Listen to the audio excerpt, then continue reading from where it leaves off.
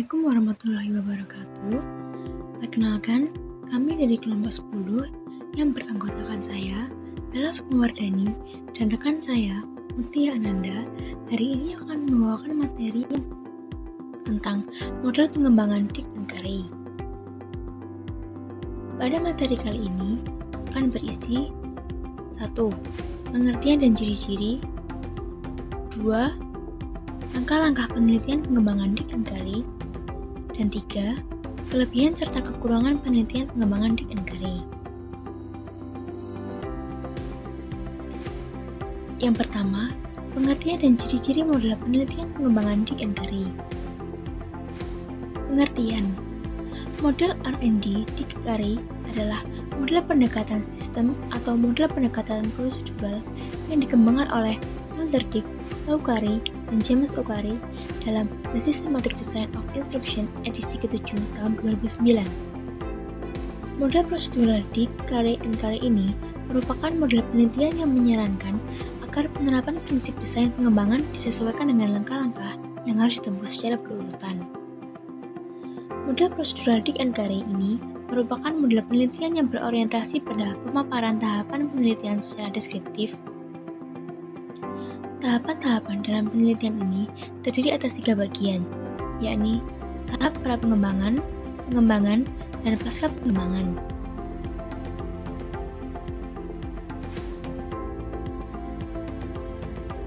Ciri penelitian pengembangan model Dick Carey adalah: yang pertama, langkah-langkahnya dikelompokkan dalam 5 prosedur penelitian pengembangan, yakni analisis, pengembangan, desain, implementasi, dan evaluasi.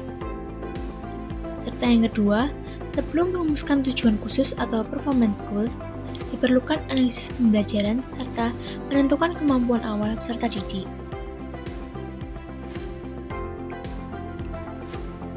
Kedua, langkah-langkah penelitian pengembangan Dick and Carey. Tahap yang pertama yakni menganalisis kebutuhan dan tujuan. Tahap kedua, melakukan analisis instruksional. Yang ketiga, analisis pembelajaran dan konteks. Yang keempat, merumuskan tujuan performasi. Yang kelima, mengembangkan instrumen. Yang keenam, mengembangkan strategi instruksional. Yang ketujuh, mengembangkan dan memilih materi instruksional. Yang kedelapan, merancang dan melakukan evaluasi formatif. Yang kesembilan, melakukan revisi instruksional.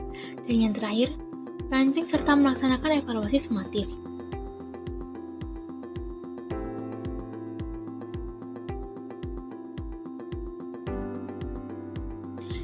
Yang pertama, analisis kebutuhan dan tujuan atau Identity Instructional Goals.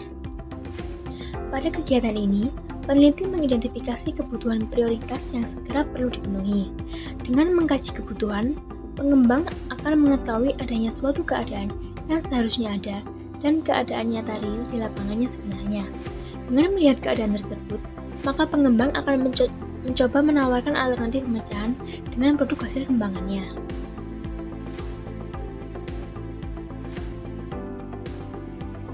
Yang kedua, melakukan analisis instruksional atau conduct instructional analysis.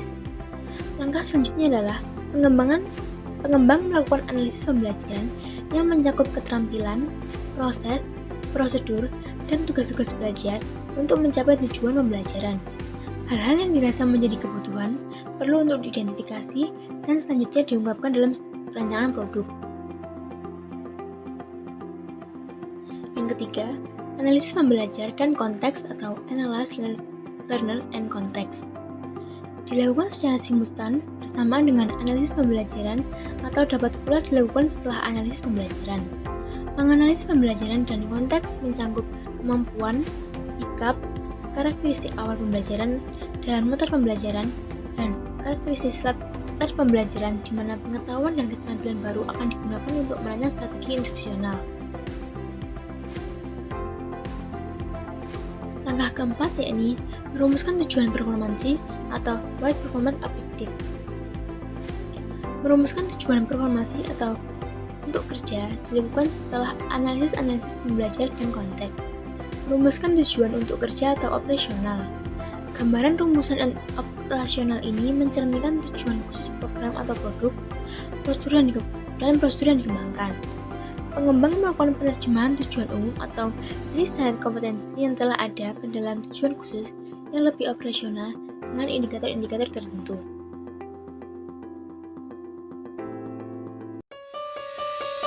Mengembangkan instrumen. Instrumen dalam hal ini berkaitan langsung dengan tujuan operasional yang ingin dicapai berdasarkan indikator-indikator tertentu. Instrumen digunakan untuk mengukur perangkat produk atau desain yang dikembangkan.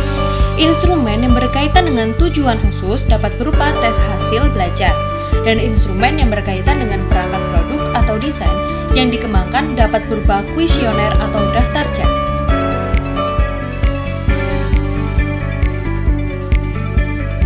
Mengembangkan strategi instruksional. Dirancang khusus untuk mencapai tujuan yang dinyatakan secara eksplisit oleh pengembang. Strategi pembelajaran yang dirancang ini juga berkaitan dengan produk atau desain yang ingin dikembangkan.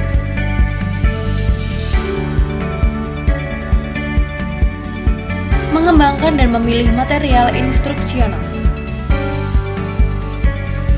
Mengembangkan dan memilih bahan pembelajaran tentunya menjadi hal yang penting. Dalam hal ini dapat berupa yang pertama dapat berupa bahan cetak atau secara manual dan produk atau desain yang dikembangkan berdasarkan tipe, jenis, dan model tertentu yang perlu diberikan argumen atau alasan mengapa memilih dan mengembangkan berdasarkan tipe atau model tersebut.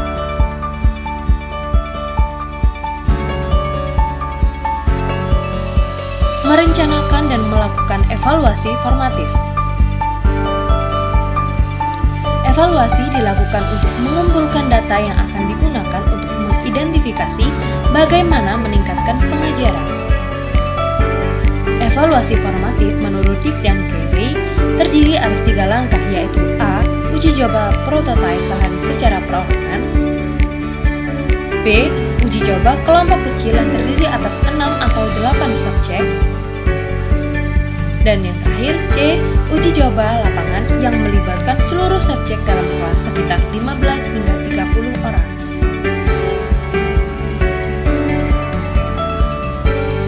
Melakukan revisi instruksional.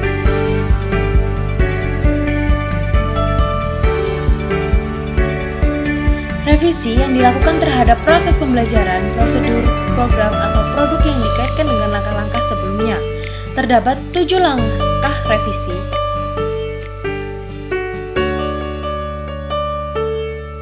Yakni tujuan umum pembelajaran, analisis pembelajaran, perilaku awal, di tujuan untuk kerja atau performansi, butir tes, strategi pembelajaran, dan diaktualisasikan dalam bahan-bahan pembelajaran. Strategi instruksional ditinjau kembali dan akhirnya semua pertimbangan ini dimasukkan ke dalam revisi instruksional untuk membuatnya menjadi alat instruksional yang lebih efektif.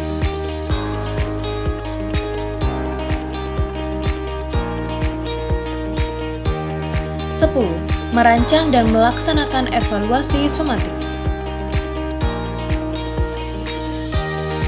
Setelah suatu produk, program, atau proses pengembangan selesai dikembangkan, langkah berikutnya merupakan melakukan evaluasi sumatif.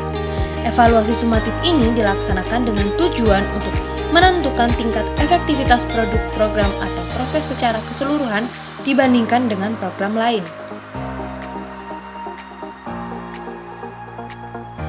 Kelebihan dan kekurangan penelitian pengembangan Dick Carey.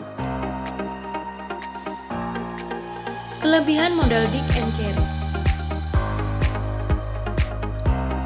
Setiap langkah jelas dan mudah diikuti. Tahap-tahapan model ini merupakan tahapan logis sederhana, teratur, efektif, dan efisien. Langkah-langkah yang dijelaskan tiap tahap akan menghindarkan desainer dari multitafsir sehingga setiap desainer akan melewati urutan yang sama. Pada model ini menyediakan ruang perbaikan, yaitu pada langkah ke-9, adanya revisi pada analisis pembelajaran, memungkinkan perbaikan apabila terjadi kesalahan dan dapat segera dilakukan perubahan pada analisis instruksional tersebut.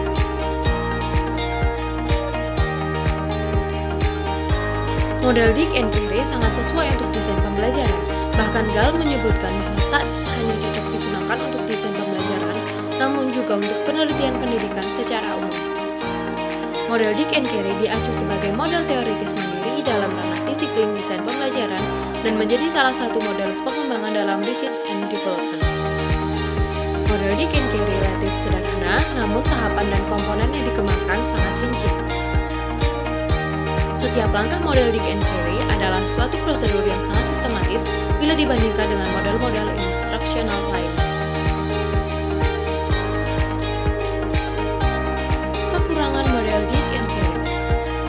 Desain ini merupakan desain prosedural yang artinya desainer harus melewati tahapan-tahapan yang ditentukan, sehingga model desain pembelajaran Dick and Carey terkesan lebih kaku. Desain yang matang akhirnya tidak menyediakan ruang untuk uji coba dan kegiatan revisi baru dilaksanakan setelah diadakan tes formatif. Jika pembelajaran menggunakan basis internet dan model interaktif, di mana guru tidak bertemu langsung dengan siswa-siswanya kecuali interaksi antar dua siswa. Pada tahap-tahap pengembangan tes hasil belajar, strategi pembelajaran maupun pada pengembangan dan penilaian bahan pembelajaran tidak nampak secara jelas ada tidaknya penilaian pakar atau validasi. Terima kasih telah mengikuti presentasi dengan baik. Ini yang dapat kami sampaikan